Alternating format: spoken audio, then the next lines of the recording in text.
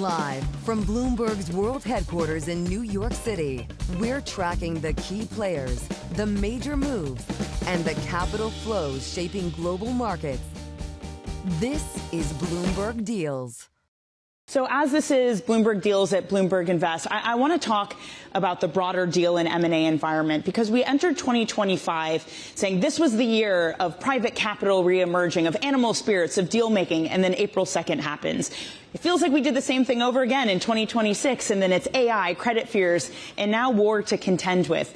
Scott, can 2026 still be the year of M&A, of deals, of private capital's year? I think it can be. You're right. There's a bit of a deja vu element going on. We came into last year and this year with expectations capital markets would be strong, M&A environment would be robust, and it was last year for larger transactions. A lot of what we do, the $1 to $10 billion deals, was less robust. I think people were waiting a little bit to get into this year to start to sell some of their companies. It still could be the case that that's available. This is a moment in time. We'll see how long we're here. It's far too early to call.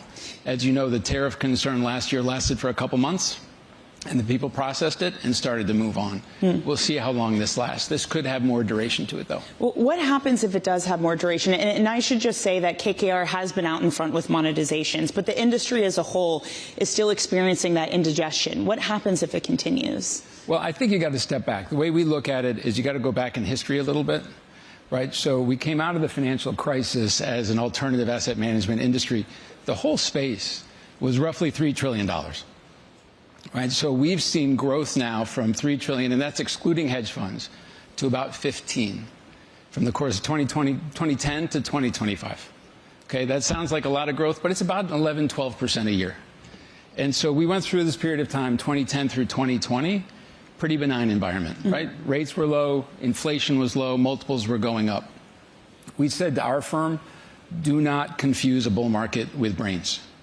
Right. We saw a lot of growth during that period of time. And you're right, 2020 to 25, pandemic, wars, inflation, rates up, tariffs. Very different period of time. And so what's starting to happen is you're starting to see the decisions that people made over the last 5 to 10 years become more clear in terms of whether those were good decisions. Our industry periodically over-deploys. And that's what happened in 2021. People put a lot of money to work in 2021.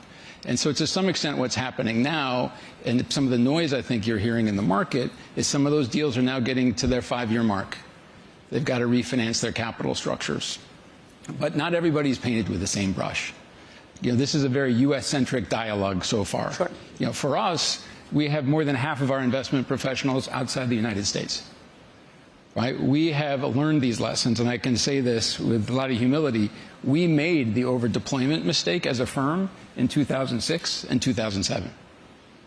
And so we learned, you got to be focused on linear deployment. It sounds boring, but if you have 5 years to invest money, do about 20% per year. It's a very low-tech chart to see how you're tracking. Don't over-deploy, don't under-deploy.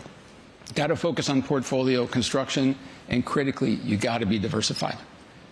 And there's nothing that kind of beats those three things. And what we found, I thought it used to just be my teenage sons, but it turns out everybody's an experiential learner.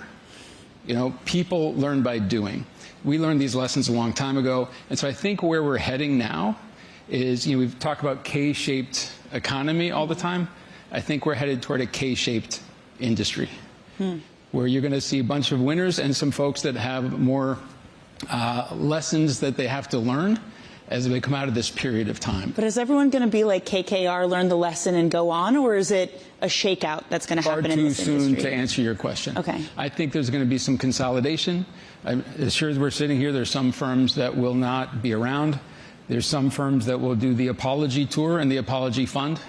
So the next fund will be 0.3 times the size of the last fund, but their investors will decide to give them another chance. How that breaks down, far too early to tell. Is it a problem then? And I don't want to get into the complexities of war, but one of the outcomes of it might be higher inflation if energy prices go up. It did seem like kicking the can down the road might have been solved if we could have a meaningful rate cut cycle. If we don't get that, how does that change the industry and the ability of those that are currently learning the lesson to survive? Well, I think we will see what will happen, and we're already hearing it from our limited partners and institutional investors in particular. They are consolidating their relationships with people that have been giving them money back and people that have been performing on a relative basis. We did spend better part of 10 to 15 years a little frustrated because we felt that we were making better decisions in terms of through cycle investing. That was not apparent when rising tide is lifting all boats. It is now far more apparent today than it was even a few years ago, and a few years from now will be even that much more the case, hence this K-shaped comment. So I think what's going to happen is you're just going to see increasing dispersion in results, and not everybody's going to be painted with the same brush. So for example, in January, we sold a software company for 4.5 times our money. On Monday, we did a block trade in the public markets for one of our public names in the U.S. We have multiple businesses all across Asia. It was a very active monetization year for us in Asia last year. The benefits of being global and diversified and being thoughtful about deployment pacing through cycle investing and portfolio construction are going to really matter. And then there's going to be the have-not bucket. And we'll see. We'll see how people learn. We'll see if their investors are prepared to give them a chance to come out of it. And so over time, some of those will do well, as we talked about, and some may not be around.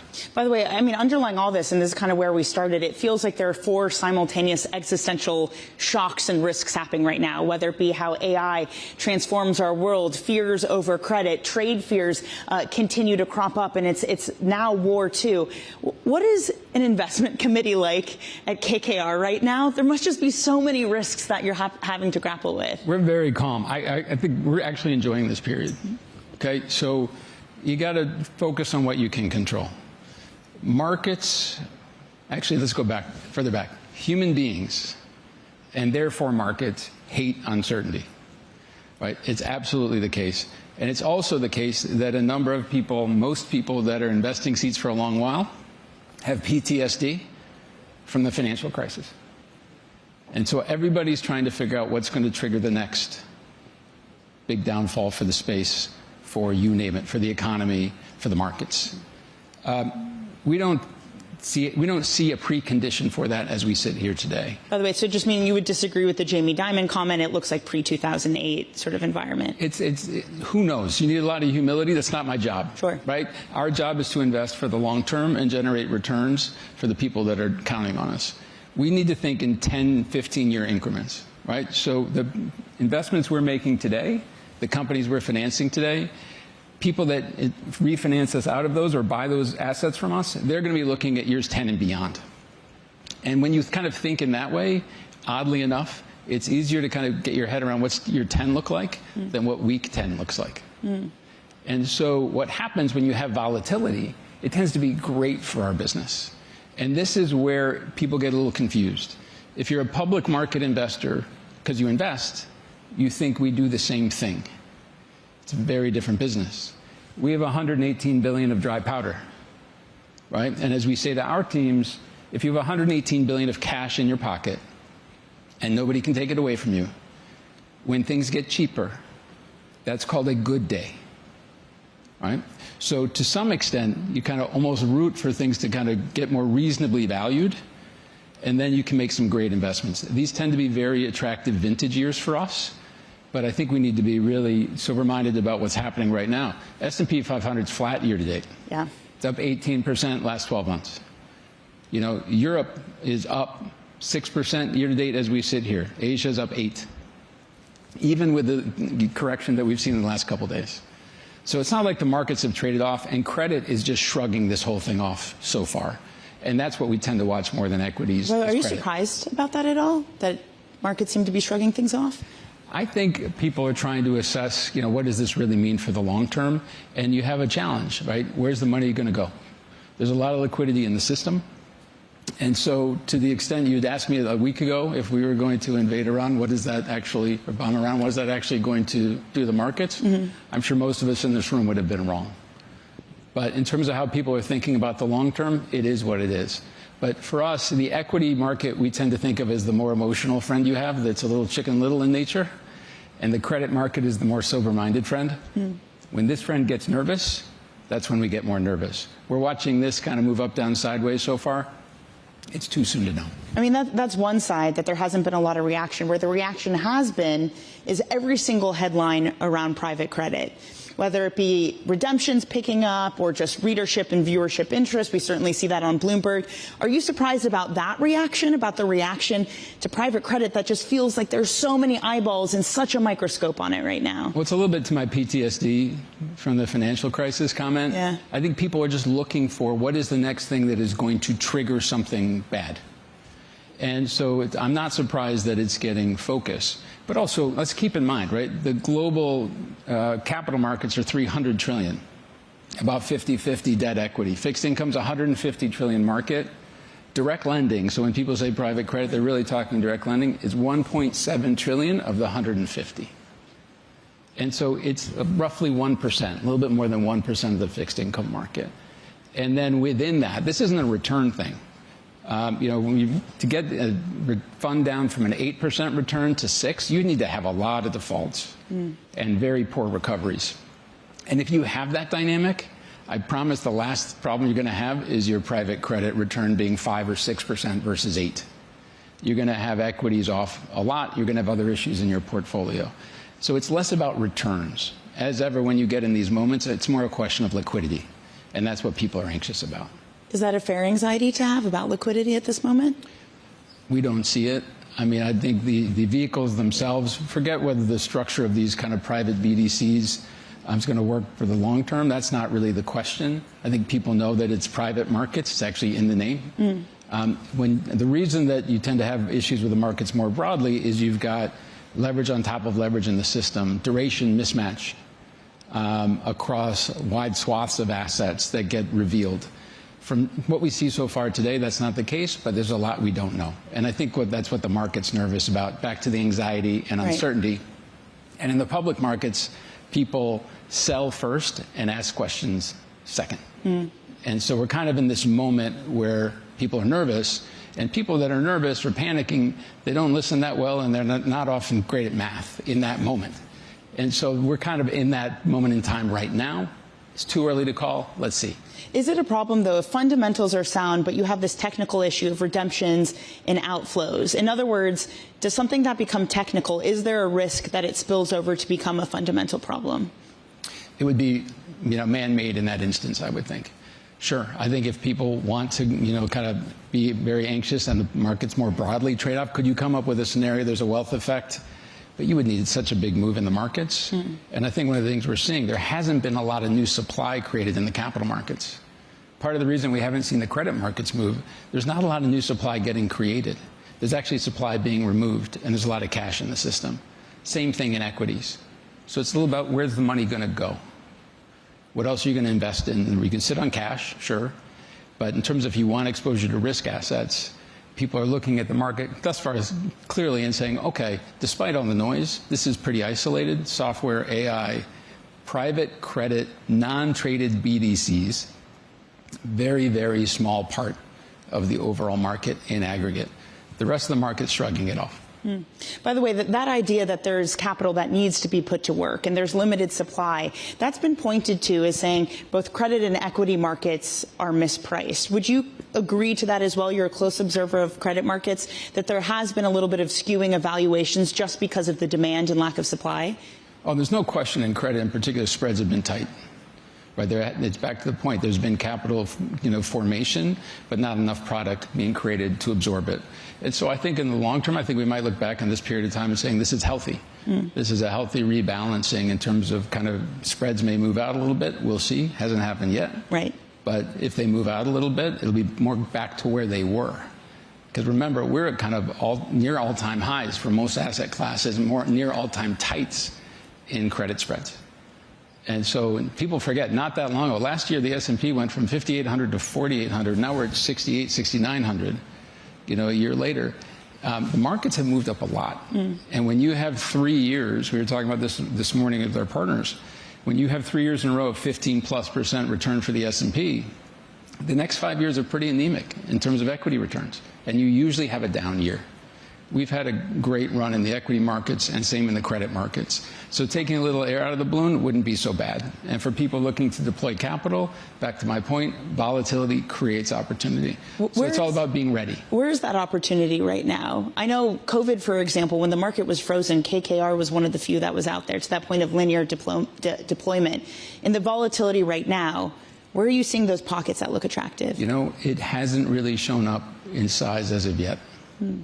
So you're right. COVID, we were doing daily partner calls because we wanted to be ready. And we put a lot of money to work. But there was literally a 1 or 2 week period where the leveraged loan markets globally were on sale. And then it all came back. So you've got to be ready in the moment. You can't say, I'm going to go study this for 3-4 weeks. It's probably going to be gone by then. So we haven't gone to daily partner calls yet. Right. But we're getting close to weekly. So we're moving, but it's all about being ready. And so what you got to do is you got to create your shopping lists. That's what we're focused on. If something gaps out enough, where do we want to buy so that you can move fast? That's our work right now. Can we have a peek into your shopping list? What might be on it? Nope. I'll tell you after the fact. How's that? Okay, fair enough. Come on, Bloomberg Deals, and tell us when it does happen. One purchase that we know you did is of Arctos. Can you just walk us through the thinking on that? Sports, secondaries, what was the moment that you decided these are capabilities that we want to add onto our platform? Sure. Well, really, it comes down to people. I mean, we're in a people business, right? It's just the marriage of capital and talent. And so we have known Ian Charles, the founder, for a long time, decade plus. Liked him a lot. Did a deal with him, actually, secondary sale off our balance sheet. That's how we met. And, you know, sometimes you meet somebody and say, wow, really capable, you know, would love to have him as part of our team. It was that kind of a moment. Sadly, he worked somewhere else at the time, but he left that place and then started Arctos in 2019. So it really started with that observation. He built this sports business with his partner, Doc O'Connor, and then a GP solutions business alongside. And so we started looking at what they were doing, and because of our relationship, we just were comparing notes. You know, they would call for advice, we'd call them, get their thoughts on the markets, that kind of thing. And it just kind of developed organically from there. We as a firm, the one thing we do not have is a secondaries business. We looked at buying several and decided we couldn't find anybody that fit with us. How's that? So Ian and his team, their background is in secondaries. So the way we looked at it, the sports asset class, highly attractive, not just the franchises themselves, but real estate, securitizing media rights, lots of opportunities around it.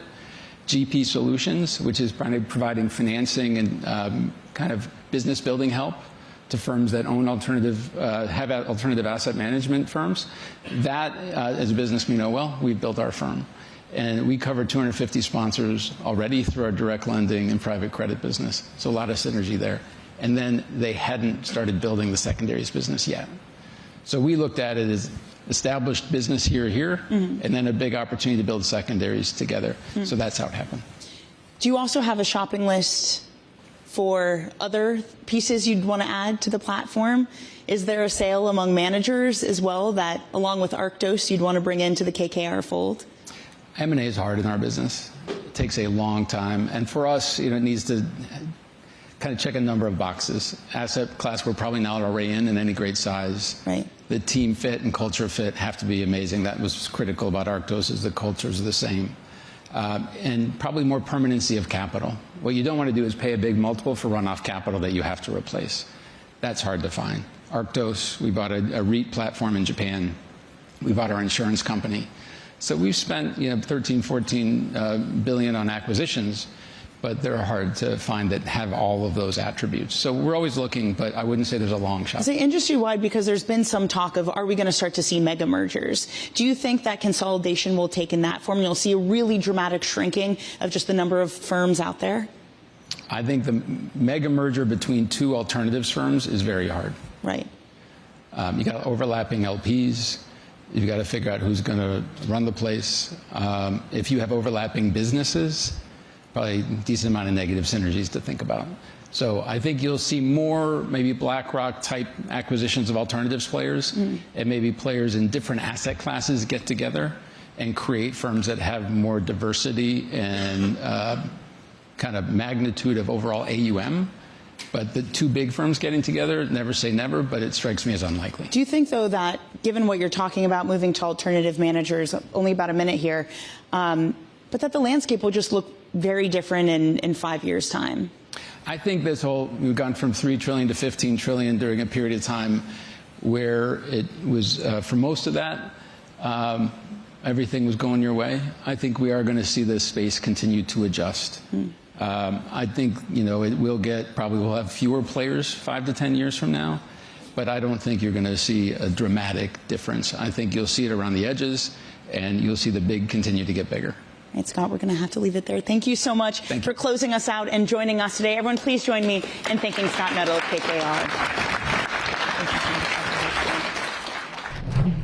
That was Dani Burger at Bloomberg Invest speaking with KKR Co-CEO Scott Nuttall.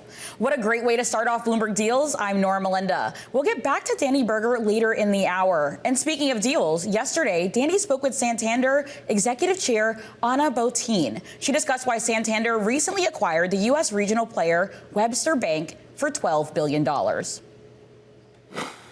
I always say we bring our global scale to benefit our in-market scale. You need a certain in-market scale. The United States is a big country. We're playing in the Northeast. That's an economy as big as the United Kingdom. In that part of the United States, we will be a strong competitor. 8% market share matters. When you add our global scale, our global platforms, that is what takes you to the 18% profitability. And this is really important. Today's technology, and we're now using more and more AI and our global platforms, is a unique advantage. Again, we're at scale. Our investment in tech would be the 3rd or 4th largest among U.S. banks.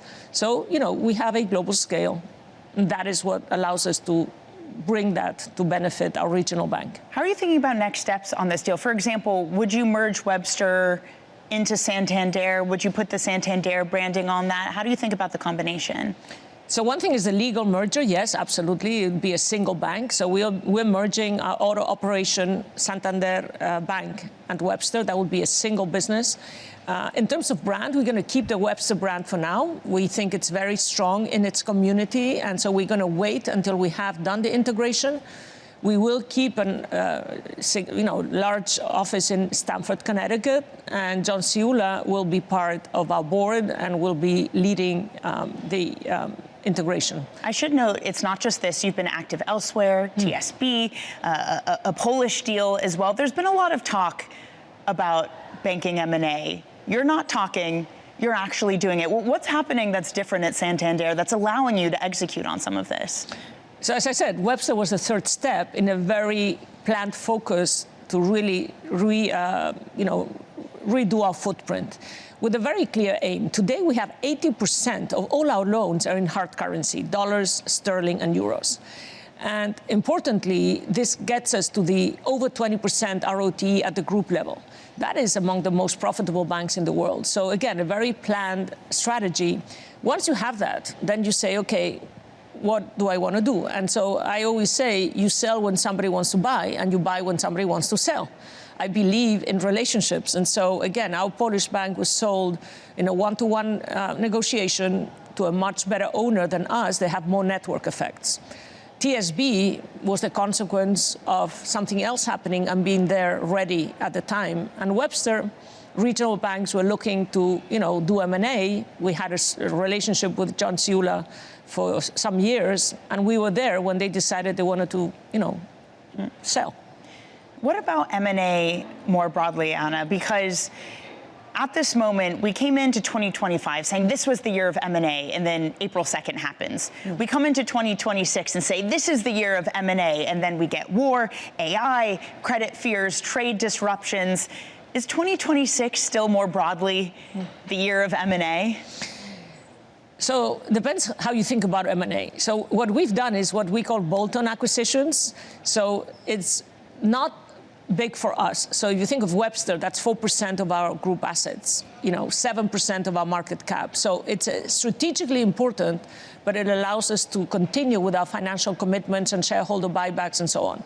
So that M&A, I think, is very value accretive. Again, Webster will add 9% to our earnings per share, and it's very different from transformational M&A. That is what I think is going to be harder because of regulation, because you have certain requirements in terms of capital when you do big transactions that make it less interesting.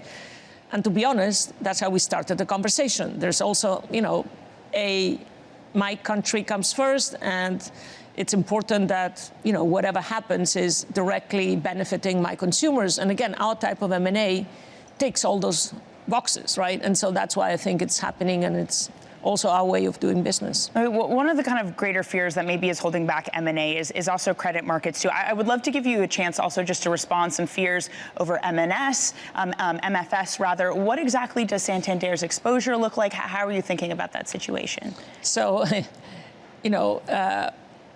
Jamie mentioned cockroaches. I think of this as jellyfish on a beach. I come from northern Spain, and every summer when you see the jellyfish on the beach, you still go in the water. You're just very careful.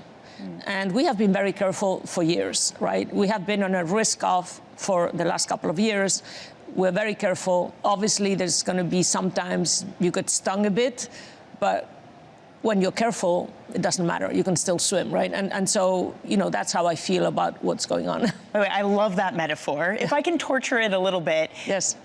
Do you put on some life rafts? Do you swim more carefully? Does any of your behavior change? Of course. Absolutely. It changes. So again, if you're going to the beach in the summer, you want to swim, right?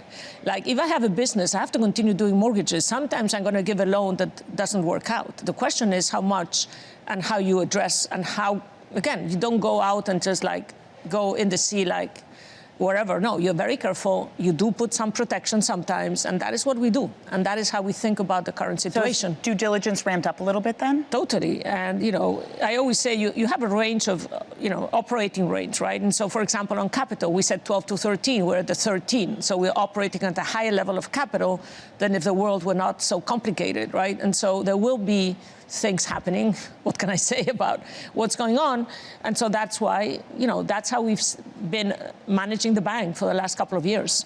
If you look at our Investor Day, it's all about changing the model and being more efficient. We have told the market we're going to go to a cost income of 36%, reducing absolute cost on a 3-year basis from $28.5 billion to $27. So we're very focused on what we can control.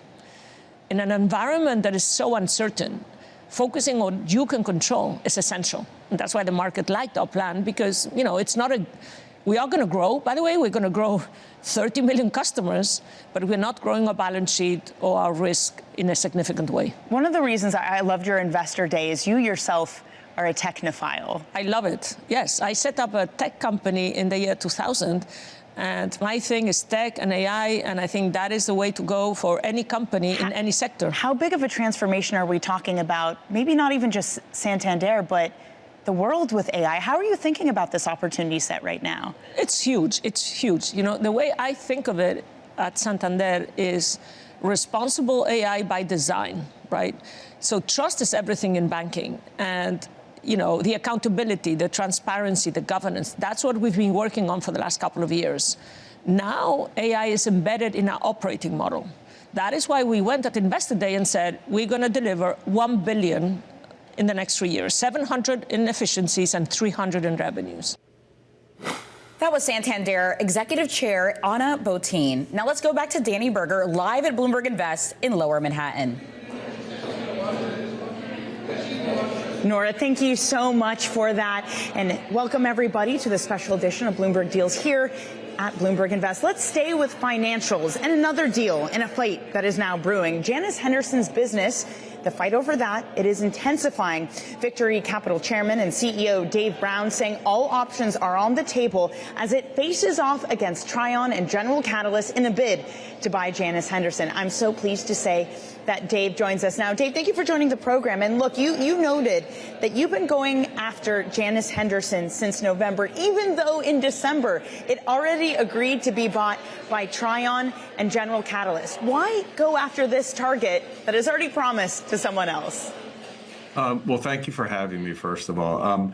We have a superior proposal. We have a proposal that pays the Janus shareholders a majority of the consideration in cash, And then we have an opportunity to offer the Janus shareholders 38% in the combined company, which is really a best of both worlds offer, where there's a lot of value that's going to be created. And we have a superior proposal. And our goal today, and has been, is to have the special committee meaningfully engage with us. And as you said, we put a proposal in November, 2 in December, and we have had no meaningful engagement by the special committee. Why do you think that is, Dave? I can't speculate. What I know is our offer offers a lot of value to the Janus shareholders. It allows them to participate in the value creation going forward. It is a strategic offer, and it's creating a highly competitive company that can compete against the largest asset managers in the world. And the offer they have on the table with Trian is simply a financial transaction. Right. Dave, if I can jump in, because you've said you want to get to $1 trillion under management. Why go after Janus specifically, to a company whose committee is not engaging with you? What is it that's so special about Janus that this is the target for you? Well, first, I hope the special committee does the right thing and engages with us, given our latest proposal. Janus is a wonderful company. We know them well. They operate in the same markets we do. They sell to the same clients we do. They trade in the same markets we do. And this is a company that's very complementary to our company. And the opportunity to create a company where Janus, Henderson, and Victory come together would be one of the most compelling asset managers in the world and be able to compete at the most competitive points of sale. Very rarely do you get, a hostile, unsolicited, whatever you may call it, Dave, takeover in asset management. And that's because you have to eventually merge the two companies. And keeping talent is really, really important. If you are successful here, and let's say it ends up being a hostile process, how do you reconcile that? How do you make sure that you don't upset those in a company that you're trying to bring under your own very fold? Yeah, first, this is not hostile. All we've done is submit a superior proposal and urging the special committee to engage with us to have discussions. We've not heard from the Janus employees. We've only heard from the special committee by not engaging with us. And we have a long track record. We've done 8 acquisitions over the last 12 years. We've created meaningful value for shareholders. We have high client retentions. We have a lot of things that we do that make our operating platform a really good place for employees, for clients. And, we believe... Dave, you say that this isn't hostile. If I can just jump in, because you also said that all our options are on the table. Doesn't that mean that this could turn into it? We're focused on engaging the special committee. I think we're hoping that they engage us. We're hoping they engage us in meaningful discussions. And, from there, we'll figure out what we're going to do. But today, this is a superior proposal, and we're waiting for them to come back to us. And I don't want to get ahead of the process. Sure. I wonder, though, must be some degree where maybe you need to negotiate with Trian Capital. They own 20%. All the deal presumably has to go through them. Is there a world in which you'd partner up with the firm? Well, again, I don't want to get ahead of the process. We've submitted a superior proposal, and we're hoping that the special committee comes back to us. There is a path to get the vote that we need to without Trian's vote. It's a clearly superior proposal, and we think the Janus Henderson shareholders will overwhelmingly support it. All right, Dave, thank you so much for joining us. We really appreciate your time this morning and looking forward to staying up to date with you as this unfolds. That's Dave Brown, Chairman and CEO of Victory Capital. Up next on the show, a Bloomberg Deals exclusive, I'm talking with Gabelli Funds Founder, Chairman and CEO Mario Gabelli. A lot to cover in M&A, from Warner Brothers Discovery to MSG. Live from Bloomberg Invest in New York, you're watching Bloomberg Deals.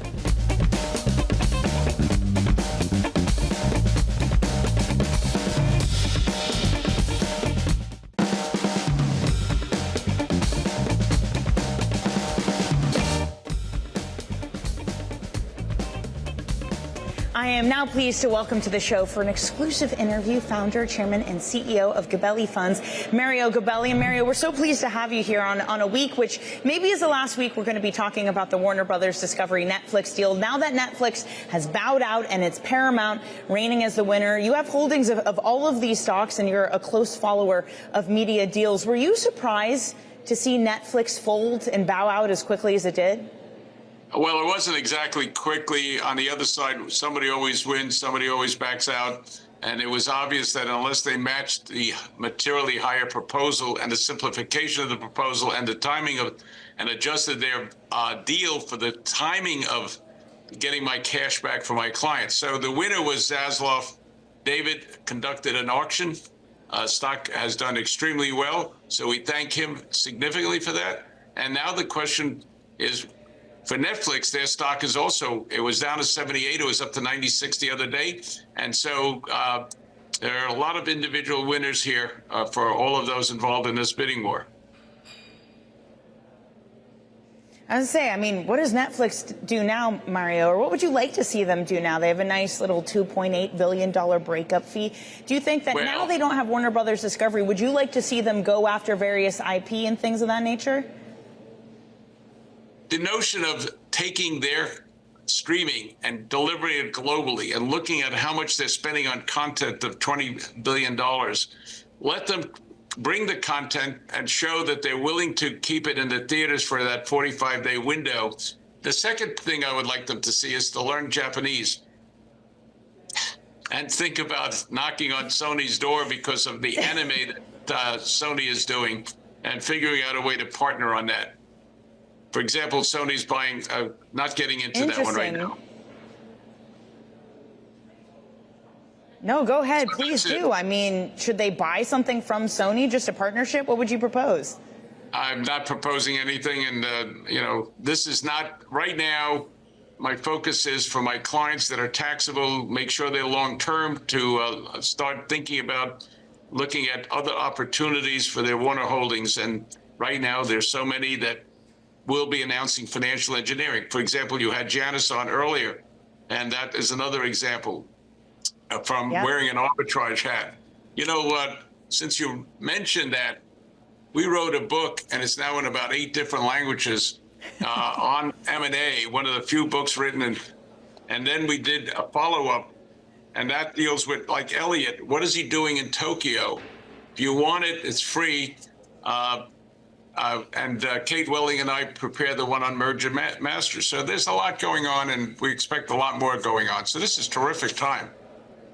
M&A is vibrant, unlike last year. I appreciate you plugging your book, Mario. Last year, for example, someone sabotaged the deal for a company called iRobot. That stock was in the 50s. Today, it's 6 cents.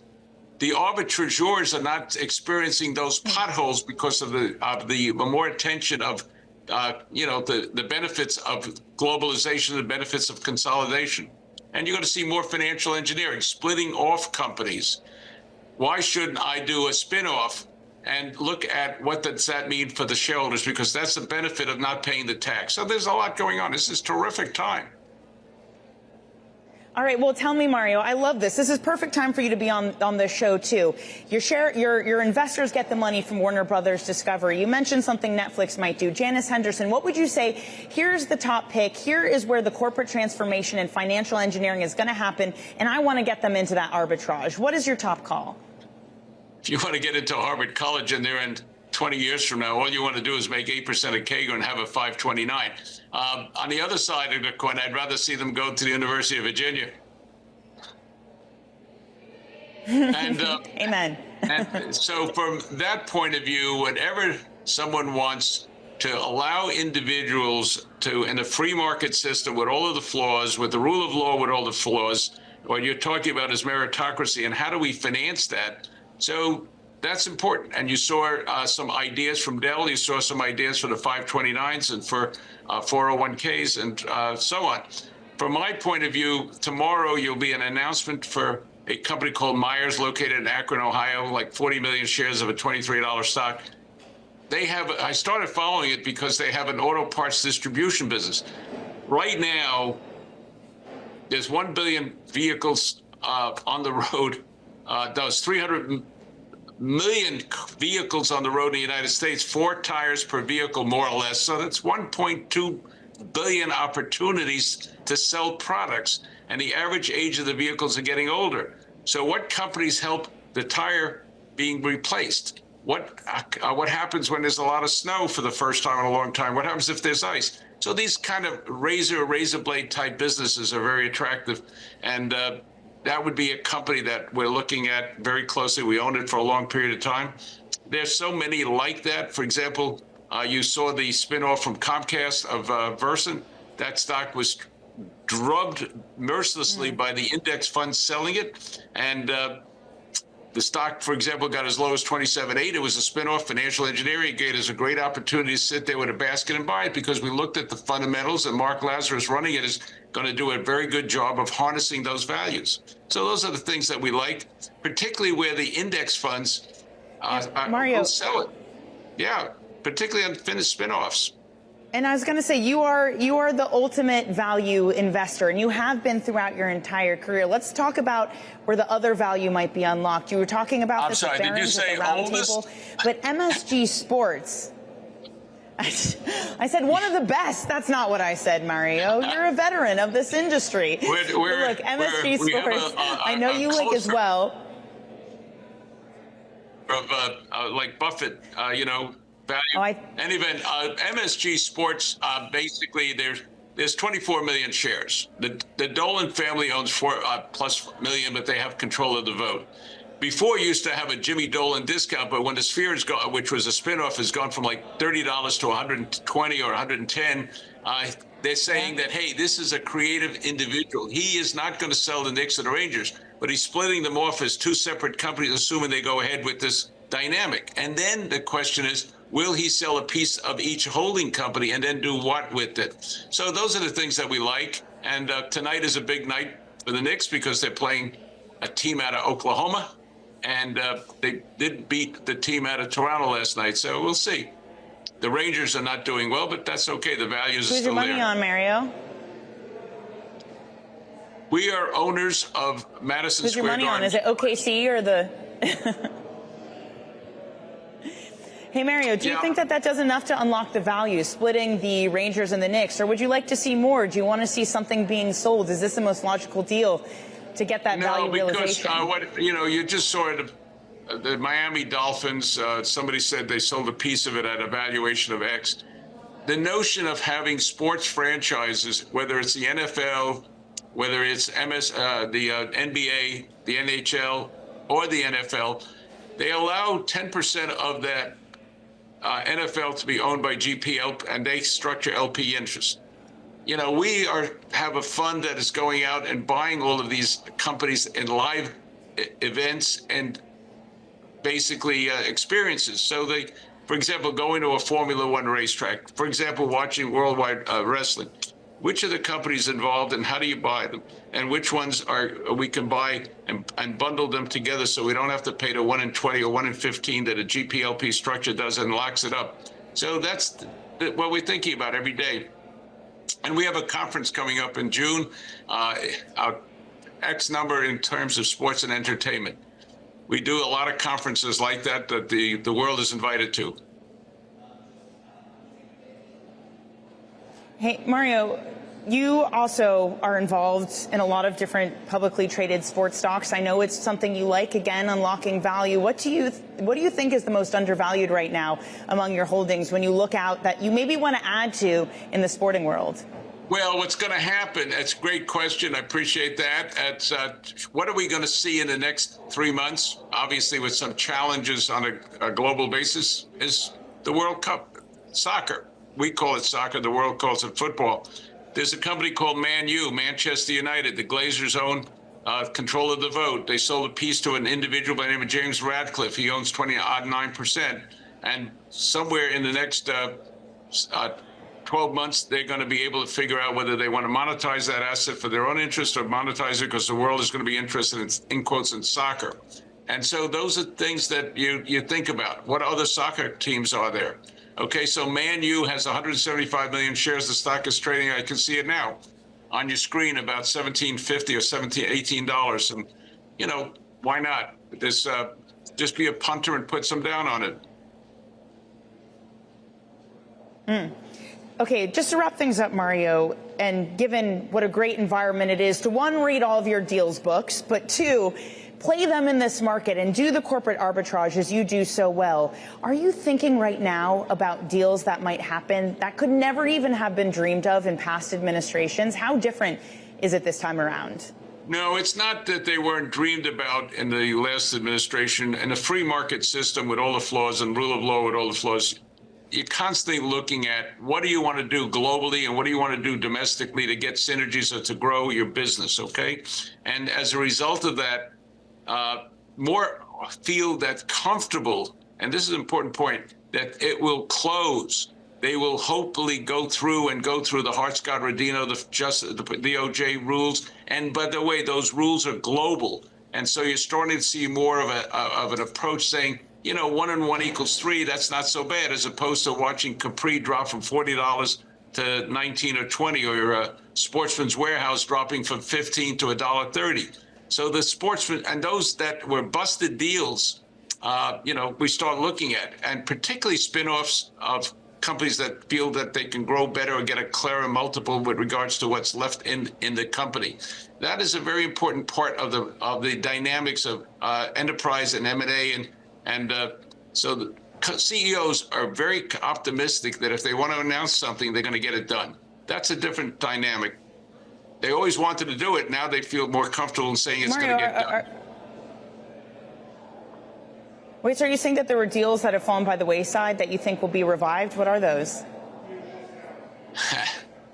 We have several of them that we're focusing on. So we're working on that. We'll see some of the other ones that where companies bought them, like SJM Schmuckers bought a company at the wrong timing, and to figure out how that could also maybe be re-examined. In the case of Myers, they bought a company called Signature, one of the competitors of Signature, which puts down on construction sites a layer of wood or a layer of composite plastic or something like that, composite wood, that allows them to do work and construction work. A company out of Texas has gone from $5 to $15, and so the world is starting to see that. ConExpo right now is going on in Las Vegas, and individuals and companies are looking at those kind of dynamics. So that would be another example. Myers, for example, another company in Buffalo, New York, which I've liked forever, is called National Fuel and Gas. They own land in the Marcellus, and with LNG being exported, with nat gas being a source of power for the data centers in terms of electricity, they could sell a piece of their utility business. Or it's a hot trade. Hey, Mario, I'm just going to have to jump in. I hate to do this because we're up against a hard break, but you are fantastic. Please come join us again soon. The one and only Mario Gabelli, founder, chairman, and CEO of Gabelli Funds. Coming up, we're talking with the reporters behind the latest deals and Bloomberg Deals coverage. That includes BlackRock's GIP's agreement to buy AES for $10.7 billion. That's coming up next. This is Bloomberg Deals.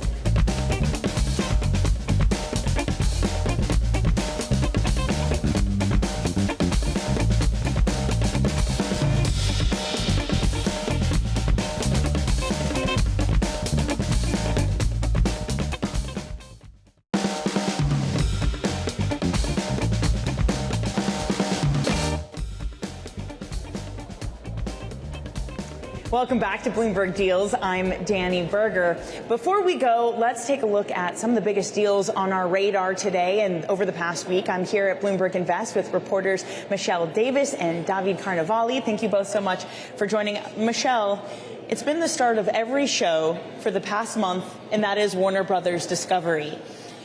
Is this the last we're going to talk about it, that now they're doing a deal with Paramount and Netflix is backed off? I mean, I really thought that you and I would be talking about this every week until like November, but it does seem like this is the end of it. Of course, Paramount's not out of the woods just yet. They still have to get regulatory approval for this deal.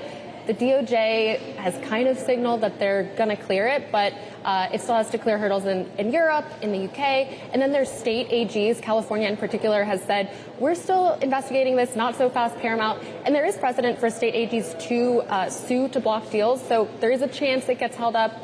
Paramount has promised that it will pay $7 billion if the deal gets blocked on regulatory grounds. So they clearly are confident that it's going to get through, but you never know with a situation like this. I'd say at least from the FCC, maybe not the local authorities or internationally, it seems like they are pretty happy with this deal. Is that fair to say?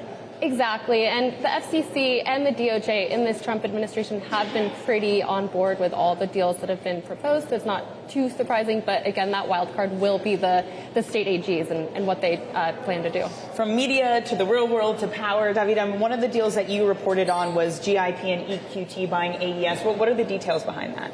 So this was the largest take private of the year, power utility, AES, taken private by these two big, sophisticated infrastructure funds, 33 billion enterprise value. It comes down to 10 billion equity value and around 20 billion in debt. Investors were a bit disappointed about the deal price. The stock was actually trading in the 17s. When we broke the story, Bloomberg broke the story on Friday that the deal was coming.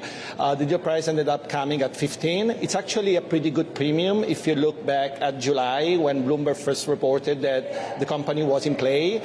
It's all about AI. This is a big bet on data centers and AI. Investors like EQT and GIP, which is owned by BlackRock, think that by taking this company private, they can really put the money into work to build the infrastructure so that they can take a slice of the big growth that is expected in the energy space. It's been such a hot place for deals. Thank you both so much for joining here at Bloomberg Invest. That's our Bloomberg Deals reporter, Michelle Davis and David Carnevali.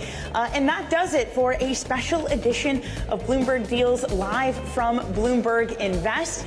Stay up to speed even after the show. Subscribe to the Bloomberg Deals newsletter to hear excellent coverage from both Michelle, David, and team. Up next, it's Balance of Power, live from Washington, D.C. This has been Bloomberg Deals. See you same place, same time.